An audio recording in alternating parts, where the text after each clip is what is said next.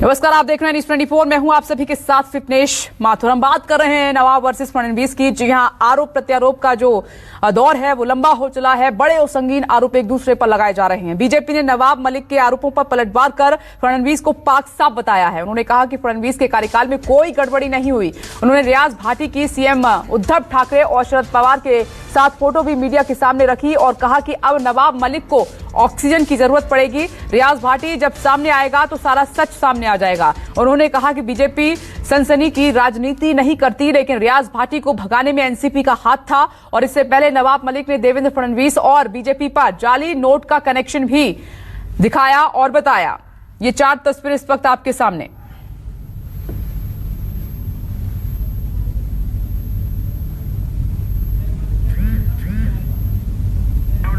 हजारों करोड़ की उगाही करने का कहीं ना कहीं देवेंद्र जी उसको डाइवर्ट करने का प्रयास कर रहे हैं।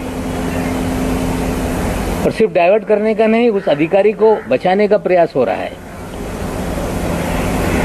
क्योंकि देवेंद्र जी के उस अधिकारी के पुराने संबंध हैं।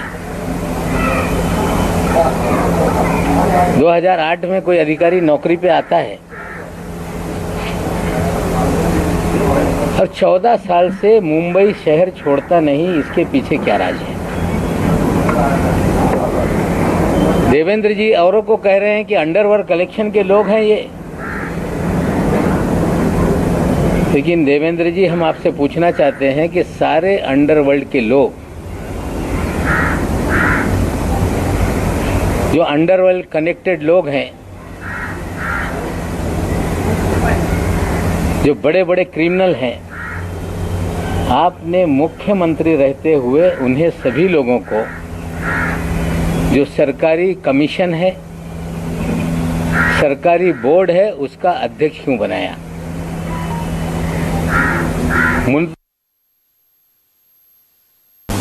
मुन्ना यादव, हाजी हैदर, हाजी अराफत का भाई समीर वानखेड़े, रियाज भाटी, इंटरनेशनल कॉल, उगाई, थाना में सेटलमेंट, ये सभी जो आरोप करके आपने एक वातावरण निर्माण करने का प्रयास जरूर किया, लेकिन वो असफल रहा, क्योंकि इन सभी चीजों का और माननीय देवेंद्र फडणवीस जी का कोई भी संबंध आप ना दिखा पाए, ना उसका पुरावा दे पाए, ना उसका कोई संबंध है।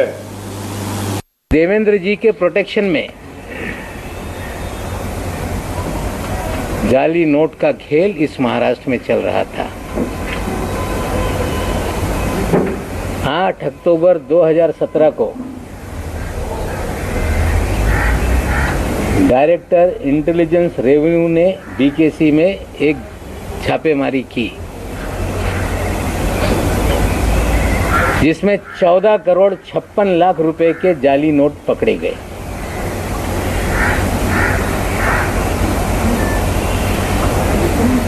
और उस मामले को रफा दफा करने के लिए देवेंद्र जी ने उसमें मदद करने का काम किया। जो हाइड्रोजन बॉम्ब की बात करते थे, वो लवंगी फटाका भी नहीं लगा पाए। वो लवंगी फटाका लगाने का भी उन्होंने प्रयास किया तो हाथ उनके जल गए। इस प्रकार का चित्र सुबह की प्रेस कॉन्फ्रेंस में माननीय मंत्री नवाब मलिक जी का था। बात तो आप हाइड्रोजन की कर रहे थे, लेकिन माननीय नवाब जी, आपका चेहरा देखकर शायद अब आपको ऑक्सीजन की ज्यादा जरूरत पड़ेगी, इस प्रकार का आपका चेहरा भी दिखाई दे रहा था। देवेंद्र जी, आप मुन्ना यादव को चेयरमैन बनाते हैं, कुख्यात गुंडे को,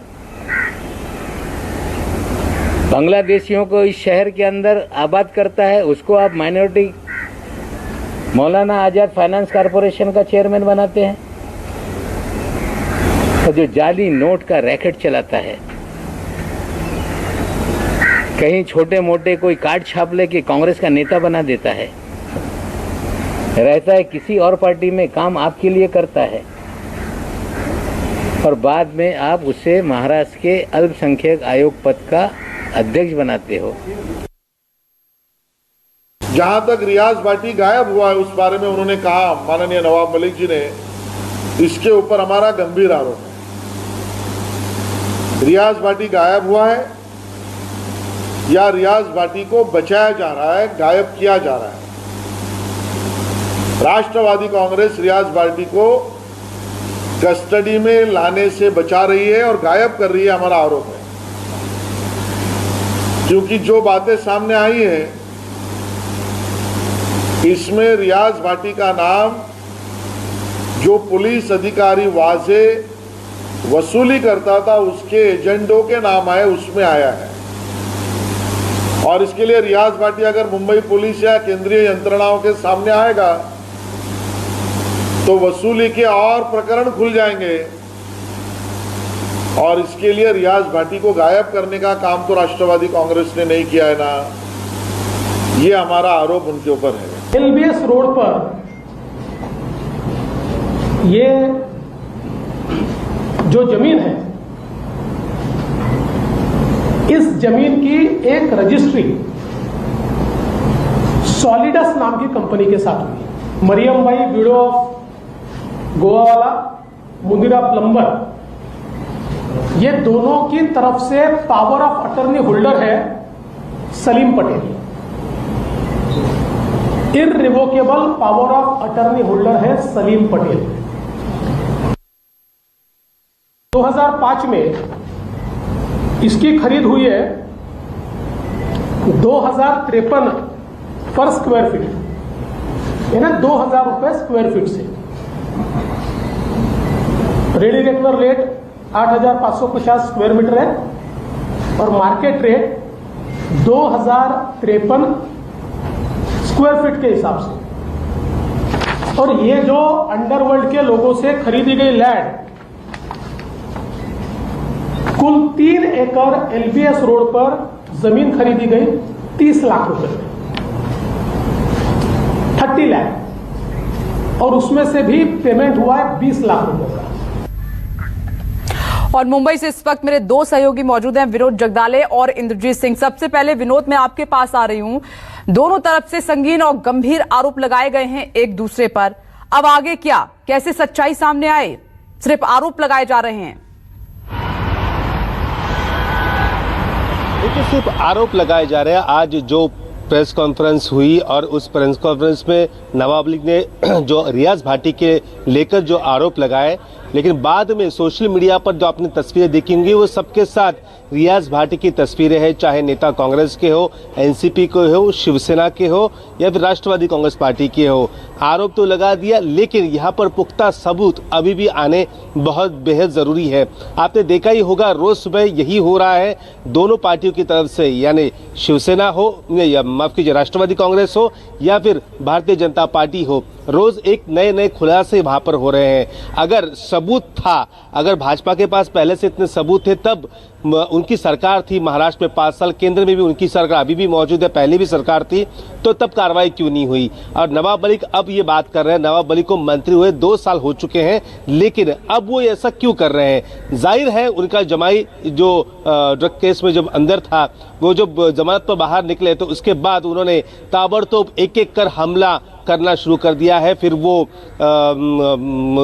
एनसीपी दफ्तर हो, एनसीपी के अधिकारी हो या फिर और अन्य भारतीय जनता पार्टी के नेता बता रहे हैं कि उनके और एनसीपी का एक नेक्सस था, दोनों साथ में मिलकर उगाही करती थी। भाजपा के अन्य दूसरे नेता सभी पर ये आरोप वो मढ़ रहे हैं, लेकिन पुख्ता तौर पर सबूत फिलहाल किसी के पास नहीं है। जी बिल्कुल विनोद, एक नाम, कई नाम गिनाए नवाब मलिक ने, लेकिन रियाज भाटी, अब इस नाम की हकीकत, इस शख्स की हकीकत क्या है, ये सामने आना बेहद जरूरी है। किसका करीबी है, किसका क्या कनेक्शन है, ये जांच में ही पता चल पाएगा। मैं आ रही हूं और इंद्रजीत आपका रुख कर लेती हूं। इंद्रजीत, ये आपने देखा शुरुआत से ड्रग्स माफियाओं को एक्सपोज होना था, नेता यहां पर एक दूसरे को एक्सपोज कर रहे हैं। अभी मामला कहां से कहां पहुंच गया है? आज समीर वानखेड़े का परिवार राज्यपाल से मिला है क्या?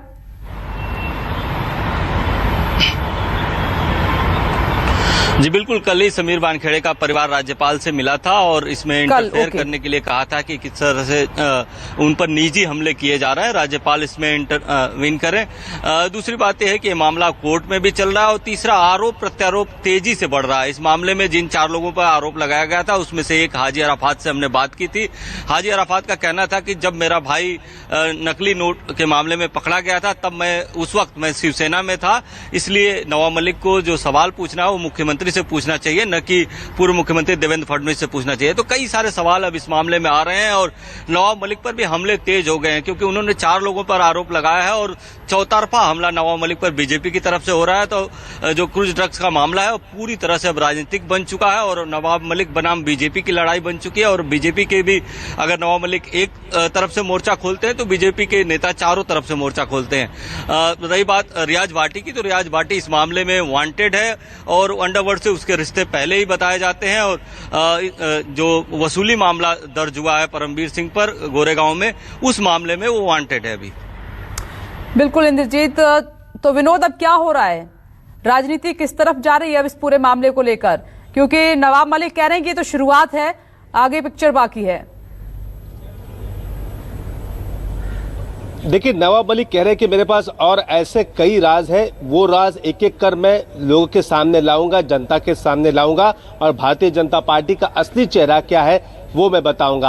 आज नवाब मलिक ने जो आरोप लगाए हैं, जिन लोगों पे आरोप लगाए, उनमें से एक हैदर आजम जो भारतीय जनता पार्टी के यहाँ पर नेता है मुंबई में, बताया जाता है कि उनकी पत्नी बांग्लादेश से है और ये आरोप उन्होंने लगाया। उसके बाद अब उन्होंने प्रेस कॉन्फ्रेंस ली है और नवाब मलिक के परिवार पर आरोप लगाया है। उन्होंने साफ तौर पे कहा है कि नवाब मलिक और उनके परिवार में एक औरत है जो नवाब के जो भाई है, उनकी बीवी है, उसका सीधा कनेक्शन आईएसआई के साथ जोड़ा गया है और मेरे पास पूरे सबूत है और सबूत के साथ मैं 2 से 4 दिनों में लोगों को बताऊंगा कि आईएसआई से उसके कैसे संबंध है, कैसे ये लिंक चलता है। ये आरोप अब हैदर आजम ने यहाँ पर उठाया है।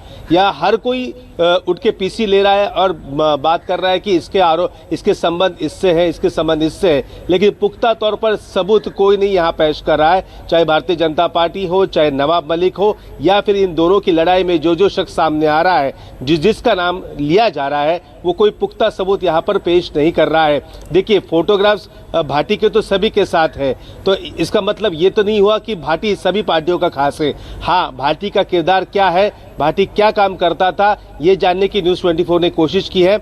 रियाज भाटी जिस पार्टी की सरकार होती है वो उसी का करीबी बन जाता है। उस पार्टी के संबंधित लोग होते हैं, नेता होते हैं बड़े बड़े, उनके लिए बेहद जरूरी और खास काम उसे सौंपे जाते हैं और वो ये काम कैसे करना है, बखूबी करना है, ये अच्छी तरह जानता है। इसलिए भाटी किसी एक पार्टी का नहीं है। जिस पार्टी की सत्ता होती है उस पार्टी में मलिक साहब ये कैसे कह रहे हैं कि रियाज भाटी जो है वो देवेंद्र फडणवीस का बेहद खास है, फिर उनको ये बात नहीं कहनी चाहिए?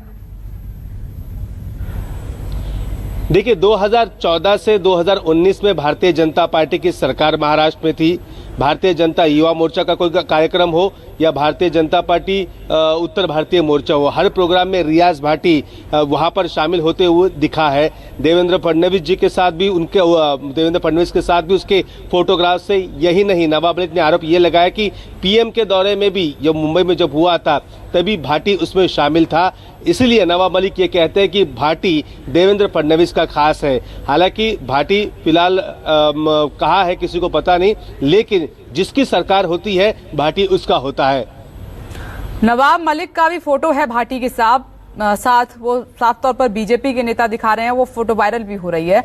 विनोद जगदाले, मेरा महत्वपूर्ण सवाल यहाँ पर यह है कि ये जो एक दूसरे पर आरोप लगाए गए हैं और जो नाम सामने निकल कर आए हैं जिन लोगों के, उनके ऊपर कई एलिगेशन है, टाटा के तहत केस दर्ज हैं, अंडरवर्ल्ड के साथ उनके कनेक्शन हैं, तो ये आरोप छोटे नहीं है, इनकी हकीकत तो अब आनी ही चाहिए। जो इसमें दोषी है उसको सजा मिलनी चाहिए, लेकिन सवाल यह है कि मामला जा ही नहीं रहा पुलिस के पास, कोर्ट के पास। क्या स्वतः संज्ञान लेना पड़ेगा इसमें? हाँ, कोर्ट को खुद ही संज्ञान लेना इस मामले में जरूरी है, क्योंकि दोनों पार्टियां, चाहे राष्ट्रवादी कांग्रेस हो, कभी भारतीय जनता पार्टी हो, कभी देवेंद्र फडणवीस, कभी आशीष शेलार, तो राष्ट्रवादी कांग्रेस से नवाब मलिक, रोज नए नए आरोप यहाँ पर लगाते हैं और हर एक नया किरदार रोज सामने आता है, लेकिन उस किरदार को लेकर कोई सबूत यहाँ पर पेश नहीं कर रहा। तो जाहिर सी बात है कोर्ट को इस मामले में संज्ञान लेना बेहद जरूरी है, क्योंकि कई गंभीर आरोप लगाए गए हैं। नवाब मलिक ने उन आरोपियों से जमीन खरीदी जिन्होंने 93 में मुंबई में ब्लास्ट किए थे, जिन पर गंभीर आरोप है, जिनको सजा हो चुकी है, उनसे जमीन खरीदी है। तो भारतीय जनता पार्टी ये भी कहती है कि टाड़ा में जो आरोपी होता है उसकी पूरी संपत्ति जायदाद अटैच कर ली जाती है। इससे बचने के लिए ये नवाब मलिक को बेची गई, लेकिन नवाब मलिक कुछ और ही कहानी बताते हैं। यही पिछले कुछ दिनों से महाराष्ट्र की राजनीति में देखने को मिल रहा है। रोज नया आरोप लगता है और रोज नया किरदार सामने आता है। जी, कई मामलों में कोर्ट ने स्वतः ही संज्ञान लिया है और ये मामला भी ऐसा ही बनता जा रहा है, क्योंकि सिर्फ नेता मीडिया ट्रायल कर रहे हैं, इसके अलावा और कुछ नहीं हो रहा है। अब दोनों का बहुत बहुत शुक्रिया। एक छोटा सा ब्रेक, फौरन लौट रहे हैं। नमस्कार, मैं हूं मानक गुप्ता। अगर आपको हमारा ये वीडियो पसंद आया हो तो इसे लाइक और शेयर जरूर करें, और हाँ, हमें सब्सक्राइब और फॉलो करना ना भूलें, ताकि आप देश और दुनिया की कोई खबर मिस ना करें। तो जुड़े रहिए हमारे साथ और देखते रहिए न्यूज़ 24।